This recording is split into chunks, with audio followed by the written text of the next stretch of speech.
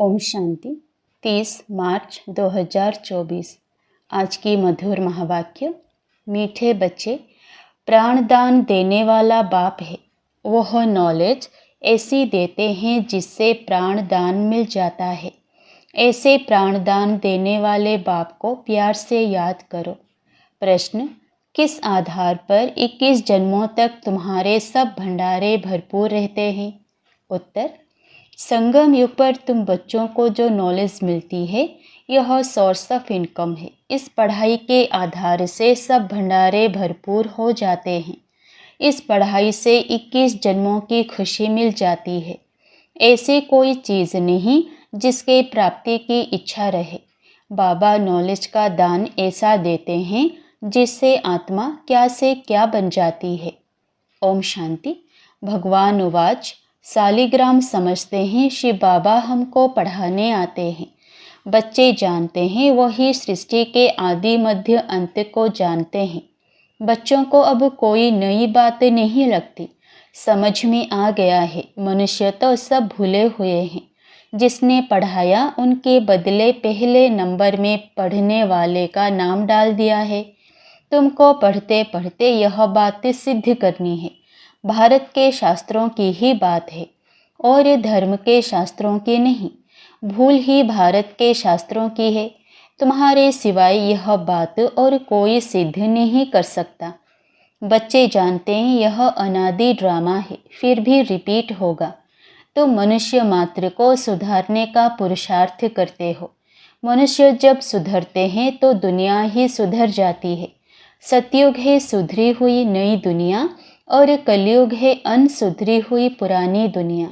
यह भी तुम बच्चे अच्छी रीति समझते हो और धारण कर समझाने लायक भी बनते हो। इसमें बड़ी रिफाइननेस चाहिए। बाबा तुमको कितना रिफाइन कर समझाते हैं, सुधारते हैं। बाप कहते हैं जब तुम सुधर जाते हो फिर मुझे सुधारने की ज़रूरत नहीं रहती। तुम अनआर्य बन पड़े थे, अब आर्य अर्थात देवी देवता बनना है। सो तो सतयुग में ही होंगे। वह सब सुधरे हुए थे, अब अनसुधरेले उनकी पूजा करते हैं। यह किसी की बुद्धि में नहीं आता कि हम उनको क्यों सुधरले कहते हैं सब मनुष्य जो सुधरले आर्य थे वही सब अनसुधरले बने हैं। आर्य और अनआर्य, बाकी वह जो आर्य समाज है वह मठ पंथ है। यह सब झाड़ से क्लियर समझ सकते हैं। यह है मनुष्य सृष्टि का झाड़। इसकी आयु 5000 वर्ष है। इसका नाम कल्प वृक्ष है, परंतु कल्प वृक्ष अक्षर से मनुष्यों की बुद्धि में झाड़ नहीं आता है। तुमको झाड़ के रूप में समझाया है, वह कह देते कल्प लाखों वर्ष का है।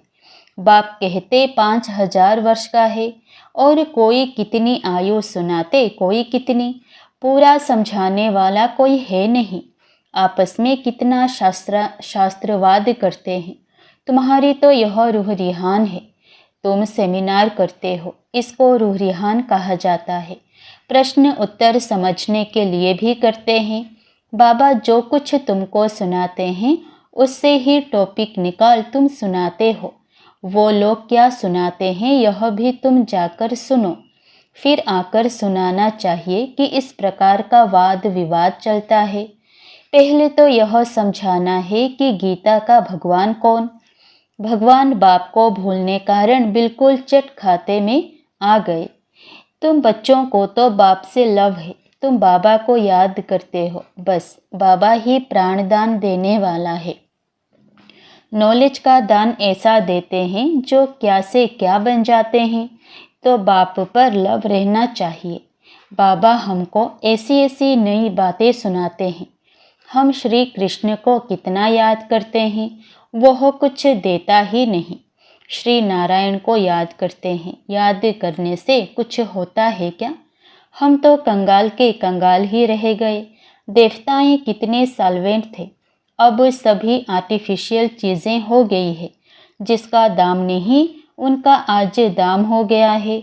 वहाँ अनाज आदि के दाम की बात ही नहीं।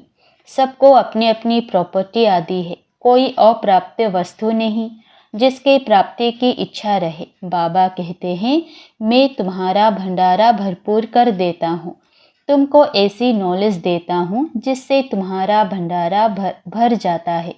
तुम्हारी बुद्धि में है, knowledge is source of income, knowledge ही सब कुछ है। इस पढ़ाई से तुम कितना ऊंच बनते हो। पढ़ाई का भंडार है ना, वो टीचर्स पढ़ाते हैं, उनसे अल्पकाल का सुख मिलता है। इस पढ़ाई से तुमको 21 जन्म का सुख मिलता है। तुम बच्चों को बहुत खुशी होनी चाहिए। यह समझने में टाइम लगता है, जल्दी कोई समझ ना सके, कोटों में कोई निकलता है। आधा कल्प सभी मनुष्य एक दो को गिराते ही आए हैं। चढ़ाने वाला एक बाप है। बेहद की पढ़ाई पढ़ाने वाले के बदले पढ़ने वाले का नाम डाल दिया है। दुनिया इन बातों को नहीं जानती। कहते हैं, भगवान उवाच, पढ़ा कर गए, फिर उनका कोई शास्त्र रहता नहीं। सतयुग में कोई शास्त्र है नहीं। यह सब है भक्ति मार्ग के शास्त्र। कितना बड़ा झाड़ है। भक्ति की यह अनेक टाल टालियाँ ना हो तो झाड़ का नाम भी ना रहे। यह सब धारणा करने की बातें हैं। तुम धारणा करते हो, पढ़ाने वाला तो पढ़ाकर गुम हो जाता है, पढ़ने वाले आकर विश्व के मालिक बनते हैं। कितनी नई बातें हैं। एक भी बात कोई की बुद्धि में बैठती नहीं है। स्टूडेंट भी तुम सब नंबरवार हो, कोई पास होते, कोई फेल होते। यह है बेहद का बड़ा इम्तिहान। तुम जानते हो, हम अभी अच्छी तरह पढ़ेंगे तो कल्प कल्पांतर अच्छा पढ़ेंगे। अच्छा पढ़ने वाले ही उच्च पद पाते हैं। नंबरवार सब जाएंगे, सारा क्लास ट्रांसफ़र होता है, नंबरवार जाकर बैठते हैं। यह ज्ञान भी आत्मा में है। अच्छा व बुरा संस्कार आत्मा में है। शरीर तो मिट्टी है, आत्मा निर्लेप हो नहीं सकती। 100% सतो प्रधान और 100% तमो प्रधान कौन है, यह भी तुम समझते हो। पहले तो गरीबों को उठाना पड़े, वह पहले आएंगे। गुरुओं के भी अच्छे अच्छे अनन्य शिष्य जब आएंगे तब उन सबकी बुद्धि खुलेगी। देखेंगे, यह तो हमारे ही पत्ते निकलते जाते हैं, यहाँ के जो होंगे वह तो निकल आएंगे। बाप आकर नया झाड़ शुरू करते हैं। जो और धर्मों में जाकर पड़े हैं वह सब लौटेंगे, फिर भी अपने भारत में ही आएंगे। भारतवासी ही थे ना, हमारी डाल के जो हैं वह सब आ जाएंगे। आगे चलकर तुम सब समझते जाएंगे। अब बाहर से सबको धक्का मिलता जाता है। जहाँ जहाँ बाहर वाले हैं उनको भगाते रहते हैं। समझते हैं यह बहुत धनवान हो गए हैं, यहाँ वाले गरीब हो गए हैं। पिछाड़ी में सबको अपने अपने धर्म में जाना होता है। आखिर सब अपने अपने घर तरफ भागेंगे। विलायत में कोई मरता है तो उनको भारत में ले आते हैं, क्योंकि भारत है फर्स्ट क्लास पवित्र भूमि। भारत में ही नई दुनिया थी। इस समय इसको वाइसलेस वर्ल्ड नहीं कह सकते, यह है विशेष वर्ल्ड। इसीलिए बुलाते हैं, हे पतित पावन आओ, आकर हमको पावन बनाओ। भल दुनिया तो यही है, परंतु इस समय दुनिया में कोई पावन तो है नहीं। पावन आत्माएं मूल वतन में है, वह है ब्रह्म महतत्व। सब पावन बनकर वहाँ जाएंगे, फिर नंबरवार आएंगे पाठ बजाने। आदि सनातन देवी देवता धर्म का यह फाउंडेशन है। फिर 3 ट्यूब निकलती है। यह तो देवता धर्म है, यह कोई ट्यूब नहीं है। पहले यह फाउंडेशन, फिर 3 ट्यूब्स निकलती है। मुख्य है 4 धर्म। सबसे अच्छा धर्म है यह ब्राह्मण धर्म। इनकी बहुत महिमा है। हीरे जैसा तुम यहाँ बनते हो। बाप तुमको यहाँ पढ़ाते हैं तो तुम कितने बड़े हो। देवताओं से भी तुम ब्राह्मण बड़े नॉलेजफुल हो। वंडर है ना, हम जो नॉलेज लेते हैं वो हमारे साथ चलती है, फिर वहाँ नॉलेज को ही भूल जाते हैं। तुम जानते हो पहले हम क्या पढ़ते थे, अब हम क्या पढ़ते हैं। ICS वाले क्या पढ़ते हैं और बाद में क्या पढ़ते हैं, फ़र्क तो है ना। आगे चलकर तुम बहुत नई पॉइंट्स सुनेंगे, अभी नहीं बताएंगे। पाठ ही आगे सुनाने का है। बुद्धि में रहता है, नॉलेज का पाठ जब पूरा होना होगा तब हम भी उस समय बाबा के ज्ञान को धारण कर लेंगे। फिर हमारा पाठ स्वर्ग में शुरू हो जाएगा, उनका पाठ पूरा हो जाएगा। बुद्धि में बहुत अच्छी धारणा चाहिए। सिमरण करते रहो, बाप को याद करते रहो। याद नहीं होगी तो कम पद पाएंगे। बाप को याद करते करते शरीर का भान निकल जाएगा। सन्यासी भी इस अवस्था का अभ्यास करते करते शरीर छोड़ देते हैं, परंतु उन्हों का रास्ता अलग है, इसीलिए उनको फिर जन्म लेना पड़ता है। फलों से समझते हैं वह ब्रह्म में लीन हो गया, फिर वापस आ नहीं सकता। बाप समझाते हैं वापस कोई भी जा नहीं सकते। पिछाड़ी में सब एक्टर्स जब स्टेज पर आएंगे तब फिर घर जाएंगे। वह है हद का विनाशी नाटक, यह है बेहद का अविनाशी नाटक। तुम अच्छी तरह समझा सकते हो, यह ड्रामा जो मिसल चलता है वह तो फिर छोटे छोटे ड्रामा बनाते हैं, झूठी फिल्म बनाते हैं। उनमें थोड़ी अच्छी बातें होती है, जैसे विष्णु अवतरण दिखाते हैं, ऐसे नहीं ऊपर से कोई उतर आता है। लक्ष्मी नारायण पाठ बजाने आते हैं, बाकी ऊपर से कोई नहीं आते हैं। अब तुम बच्चों को बाप पढ़ाते हैं, तब यह बातें तुम सब समझ सकते हो। पहले तुम भी तुच्छ बुद्धि थे, जब बाप ने समझाया है तब तुम्हारे कपाट खुल गए हैं।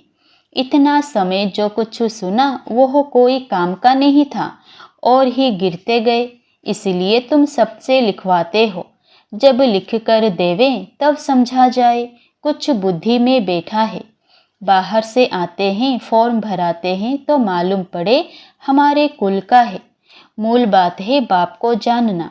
समझें कि बरोबर कल्प कल्प बाप हमको पढ़ाते हैं। यह पूछना है कब से पवित्र बने हो। जल्दी नहीं सुधरते, घड़ी घड़ी माया पकड़ लेती है, देखती है कच्चा है तो हप कर लेती है। कई महारथियों को भी माया हप कर गई। शास्त्रों में भी मिसाल अभी के हैं। मंदिर में भी घोड़े सवार, महारथी, प्यादे आदि दिखाते हैं। तुम अब अपना यादगार देखते हो।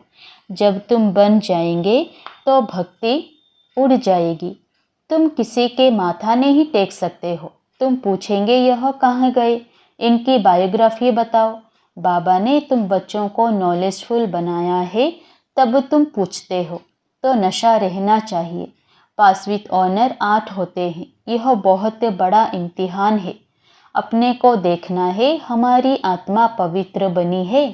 बैटरी भरेगी तब जब योग होगा। बाप से योग होगा तो सतो प्रधान बनेंगे। सतो प्रधान आत्मा वापस नहीं जा सकती है। यह भी ड्रामा है। वहाँ दुख देने वाली कोई चीज़ नहीं है। गायें भी सुंदर है। श्री कृष्ण के साथ गायें कितनी सुंदर दिखाते हैं। बड़े बड़े आदमी का फर्नीचर भी सुंदर है। गायें अच्छा दूध देती है, तब तो दूध की नदियाँ बहती है। अब यहाँ नहीं है। अभी तुम नॉलेजफुल बन गए हो। इस दुनिया को तुम तुच्छ समझते हो। इनका सारा किचड़ा स्वाहा होना है, फिर सारा किचड़ा निकल सब स्वच्छ बन जाएंगे। हम अपनी राजधानी में जाते हैं, उनका नाम है स्वर्ग। सुनते ही खुशी होती है। अच्छा, मीठे मीठे सिकिलधे बच्चों प्रति माता पिता बाप दादा का याद प्यार और गुड मॉर्निंग। रूहानी बाप की रूहानी बच्चों को नमस्ते। धारणा के लिए मुख्य सार पहला, इस अनसुधरी पुरानी दुनिया को सुधारने के लिए स्वयं को सुधारना है। अपनी बुद्धि को बाप की याद से रिफाइन बनाना है। दूसरा, आपस में रो रिहान करनी है, वाद विवाद नहीं। नॉलेज का दान दे, सर्व का भंडारा भरपूर करना है। वरदान, सोमान की सीट पर स्थित हो, शक्तियों को ऑर्डर प्रमाण चलाने वाले विशाल बुद्धि भव। अपनी विशाल बुद्धि द्वारा सर्व शक्तियों रूपी सेवाधारियों को समय पर कार्य में लगाओ। जो भी टाइटल डायरेक्ट परमात्मा द्वारा मिले हुए हैं, उसके नशे में रहो। सोमान की स्थिति रूपी सीट पर सेट रहो तो सर्व शक्तियाँ सेवा के लिए सदा हाजिर अनुभव होंगी, आपके ऑर्डर के इंतज़ार में होगी। तो वरदान और वर्षे को कार्य में लगाओ, मालिक बन, योग्य युक्त बन, युक्ति युक्त सेवा सेवाधारियों से लो तो सदा राजी रहेंगे, बार बार अर्जी नहीं डालेंगे। स्लोगन: कोई भी कार्य शुरू करने के पहले विशेष यह स्मृति इमर्ज करो कि सफलता मुझ श्रेष्ठ ब्राह्मण आत्मा का जन्मसिद्ध अधिकार है। कोई भी कार्य शुरू करने के पहले विशेष यह स्मृति इमर्ज करो कि सफलता मुझ श्रेष्ठ ब्राह्मण आत्मा का जन्मसिद्ध अधिकार है। अच्छा, ओम शांति।